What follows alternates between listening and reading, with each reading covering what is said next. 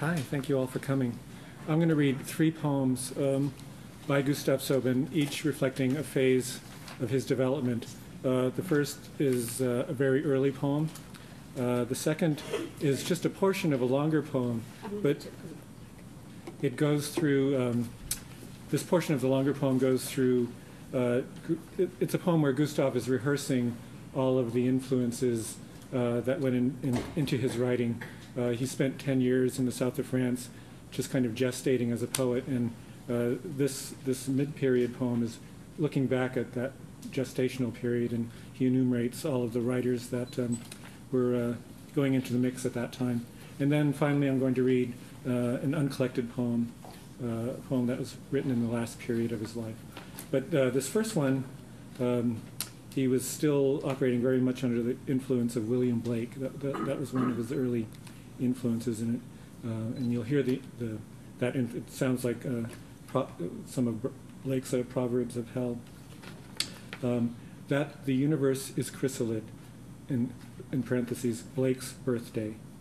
That the universe is chrysalid, that all things that are continuous emanations, that their being is a perpetual becoming, that becoming is the breath of lust, and that lust is perfection, that all increments are equal. The spore is the clavichord of the tree. The clavichord is lust. That in creating we extend the very energy that creates us. That this extension is space. That space, the space we move through and dwell in, is made up of the infinitesimal crystals that we murmur. Music hears. That creation is momentum, made perceptible. The attempt to store or isolate momentum is tyranny, not sequence, but elaboration. That Genesis is a wind. The rock ripples, the night swims. That the eyes are forever swifter than their green mirrors. That structure is shadow. That music should catch fire and flame into gesture, motion, deed. That the past hasn't yet happened. That only the edge is dominion. Only the edge secretes. That our lust is lightness, acceleration, and what we call the stillness is the inconceivable velocity of our flesh, thinking in the same space cadence as the universe. The thrust of a single whisper, the lymph, the lightning, that life in its ecstatic throes touches the resplendence of death, that the senses shall iridesce into their infinite sensations, that we become ultimately the space we've created, blossoming generatrix and genius of our every breath. And this is the mid-period longer poem. It's just part 4 from that. The name of the long poem is A Portrait of the Self as Instrument of Its Syllables. Over Goult, where the lavender foams and lizards through the dry thyme sizzle, reed rocks, reed walls, saw interstice manifest, followed the low overlapping play of the stones, their adjusted intervals, past Les Maquignons, clustered in its crumbling rust-red ochres, entered the trellised air, the wind-scored orchards. Not cadence had said the fixed fall of its corded staves, but the wire drawn, the lines run rhythmic to the folds of the broken ground, pliant to the earth's undulant lay. Not form then, but form as extension of content, but Gestaltung, each wave in its throw, the gaudy heave of its countless facets of fresh enunciate. Nights would read, Quoro li stesteo brihon fosu, within the tall, lime-washed rooms of that abandoned dry-stone cocoonery, red Blake, red Shar, my first masters. The flames rose in fat needles through the lamp's glass sleeves. With the least breeze, the slack shadows throbbed. Read Sappho and Pindar, Anacreon and Catullus, came birds, came reeds. Out of Isaiah sprang summer, Parmenides, night.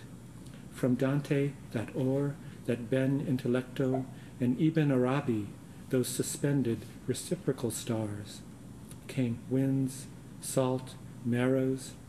For the lines as they run transparent into dawn, into light, bring to each substance its qualities, each reflection its light. Proffer their metal, both temper and refine. Came thus the rivers, came fish and the rain-shaken lilies. From the tang, thus, the moons and the sung mirrors.